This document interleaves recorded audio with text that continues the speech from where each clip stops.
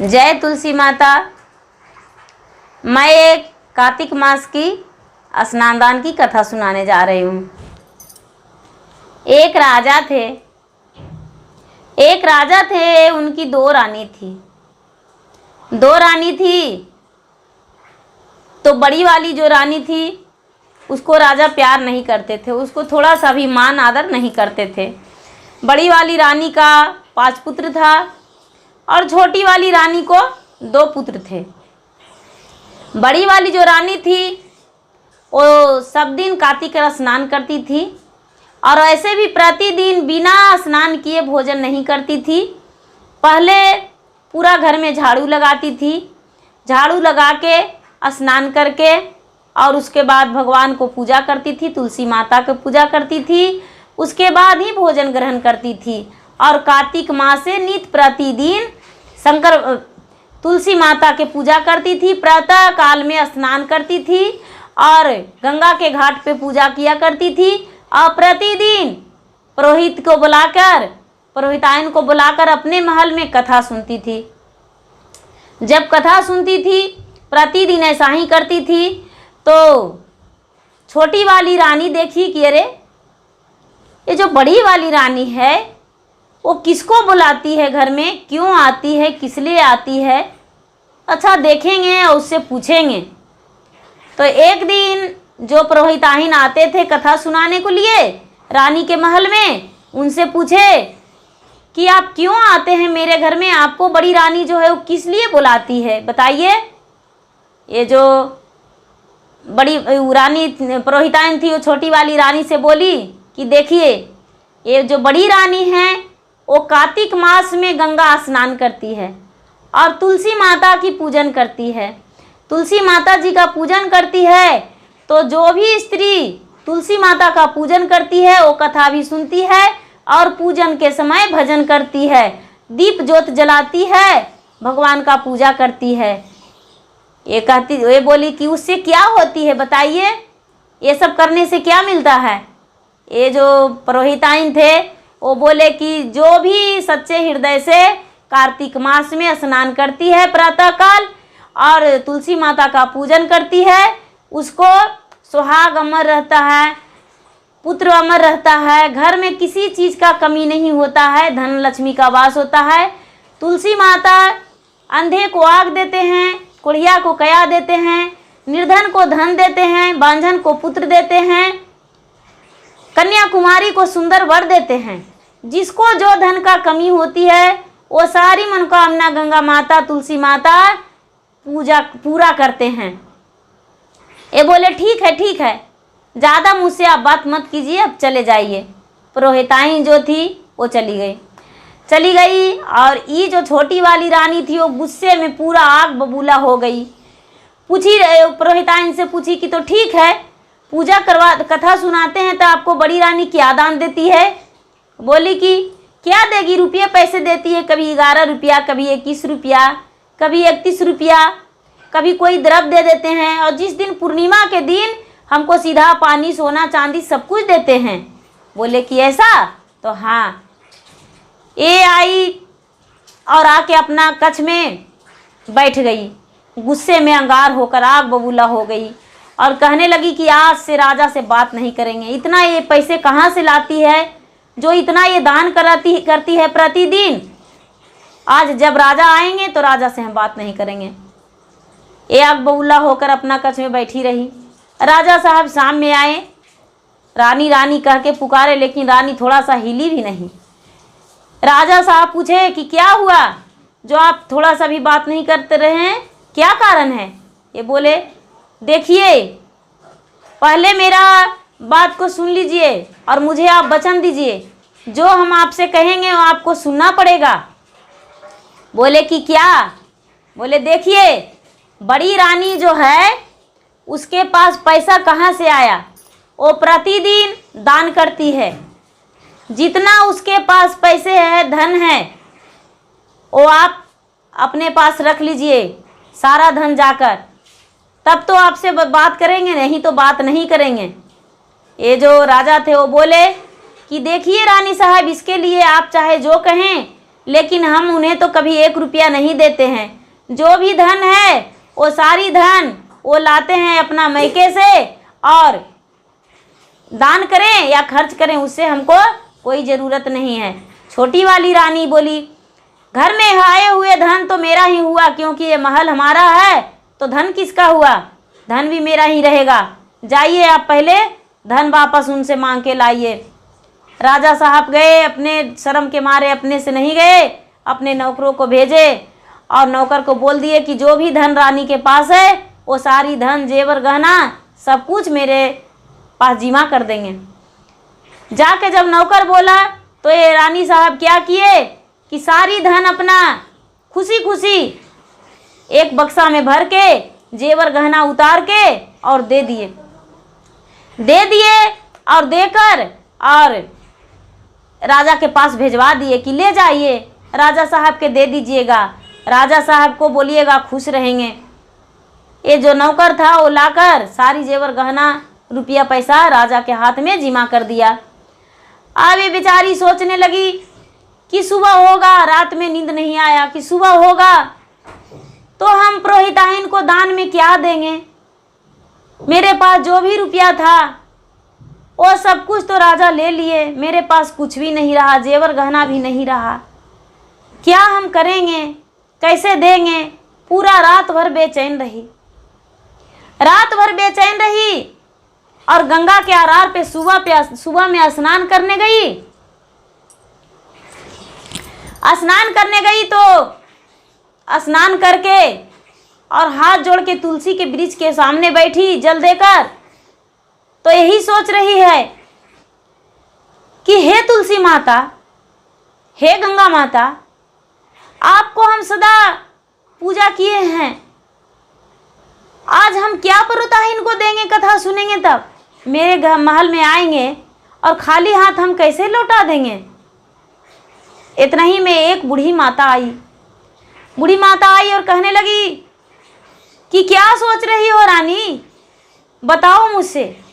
बोले माता जी क्या कहें, राजा साहब तो आज मेरे पास कुछ भी नहीं रहने दिए हैं, कल के सब कुछ मंगवा लिए हैं, मेरे पास कोई धन नहीं है, हम पुरोहिताइन को क्या देंगे। कथा सुनेंगे तो खाली हाथ कथा कैसे सुन सकते हैं।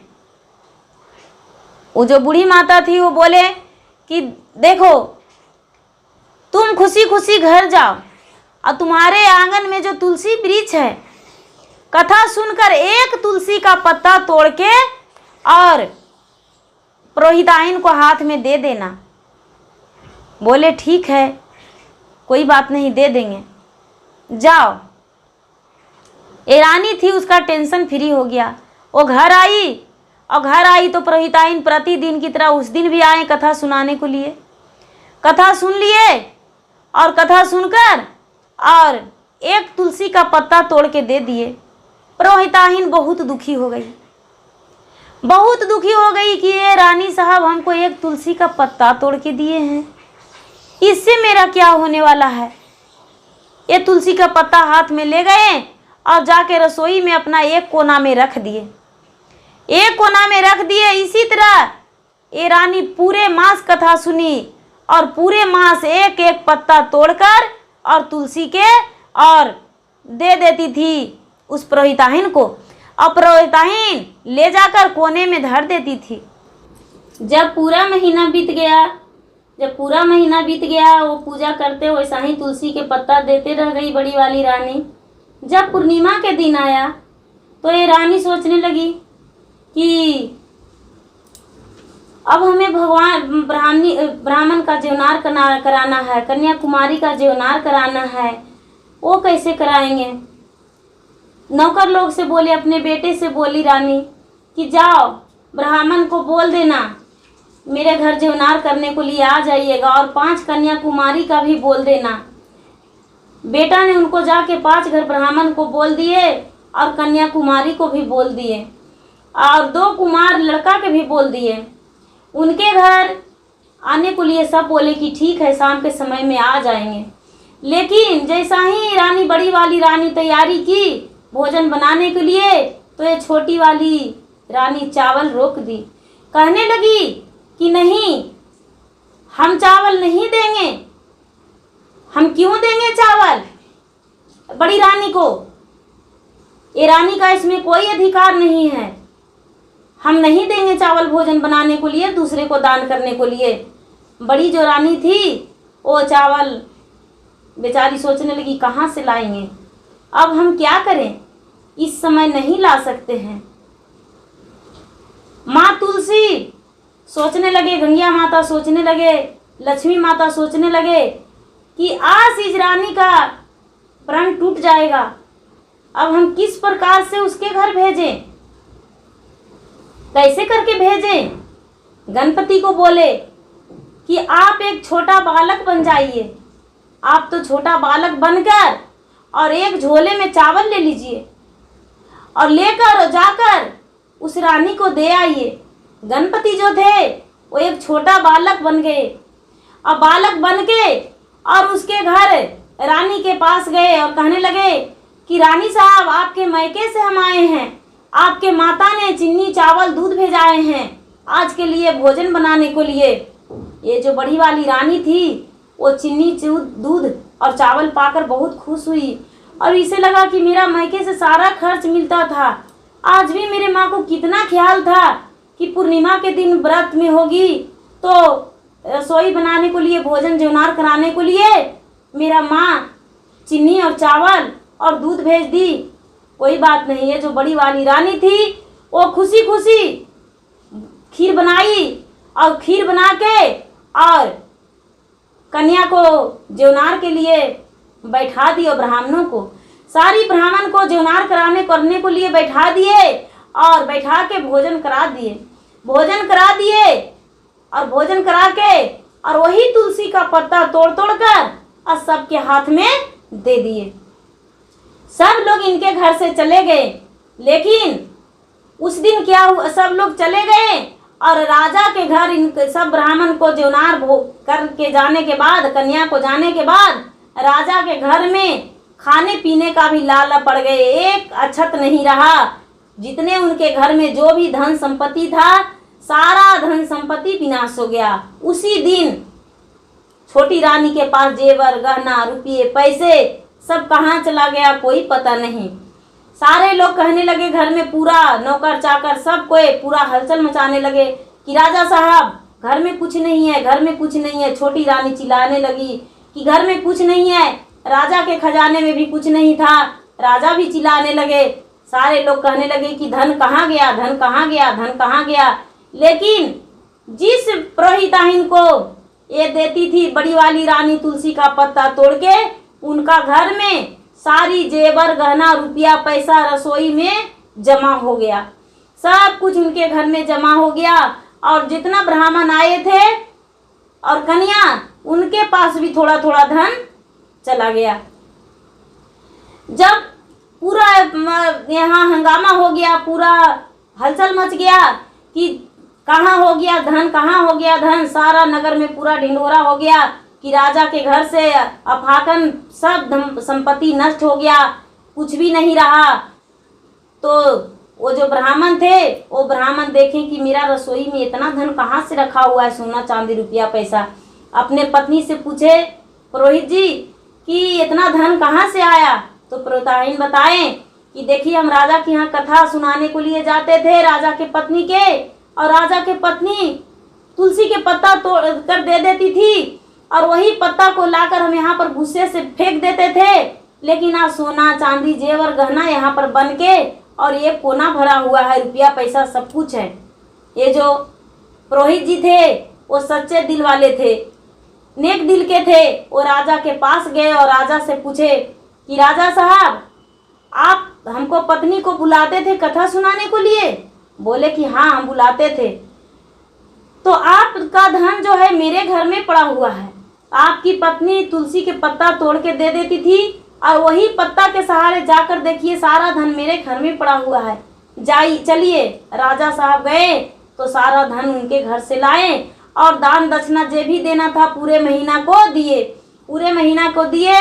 और जो भी इनके घर आए थे जेमने को लिए, सारे लोग कह रहे हैं कि हमको तो रानी तुलसी के पत्ता दिए थे, लेकिन मेरा गहना बन गया, कोई कह रहे हैं इतना पैसा हो गया, सोना हो गया, चांदी हो गया। तब ये जो राजा थे वो हाथ जोड़कर अपने रानी से प्रार्थना करके और क्षमा मांगे कि रानी साहब हमें माफ़ कर दीजिए, हम बहुत बड़ा भूल किए थे कि आपसे हम ये सब किए, मुझे माफ़ कर दीजिए। ये जो छोटी वाली रानी थी वो अंधी बन गई। अंधी बन गई, इसके पास तो कुछ रहा ही नहीं, देखने को लिए भी नहीं, कुछ भी नहीं रहा। नहीं तो इसका पास हाथ आंखें नहीं तो इसके पास क्या रहा, आंख से अंधी हो गई। ये राजा पूरा कलटने लगे कि रानी ये क्या हुआ, छोटी रानी तो अंधी हो गई। सारा धन जब घर में आया तो छोटी रानी अंधी हो गई। ये बड़ी वाली रानी थी, वो बोली कि इसमें मेरा कोई कसूर नहीं है, हम कुछ भी नहीं कर सकते हैं, ये इनका कृपा है, ये जो भी किए हैं ये किए हैं, मेरा तो जो भी करना था वो हम किए। और ये जो बड़ी वाली रानी थी वो अपने चारों बेटे के साथ खुशी जीवन बिताने लगी। और ये जो अंधी थी वो अपना दोनों बेटे के साथ रहने लगी। और राजा उस दिन से अपने बड़ी वाली रानी को प्यार करने लगे, छोटी वाली रानी को ठुकरा दिए और बड़ी वाली के साथ रहने लगे, जीवन खुशी खुशी बिताने लगे। जय तुलसी माता, जैसे उस बड़ी रानी पे कृपा किए उसी तरह सब पे करिएगा माता। तुलसी माता में बहुत शक्ति है। तुलसी माता जो है घर घर में बासी लेते हैं, घर में पूजा लेते हैं। धन्यवाद। जय तुलसी मैया, दया कीजिए माता, दया कीजिए माता।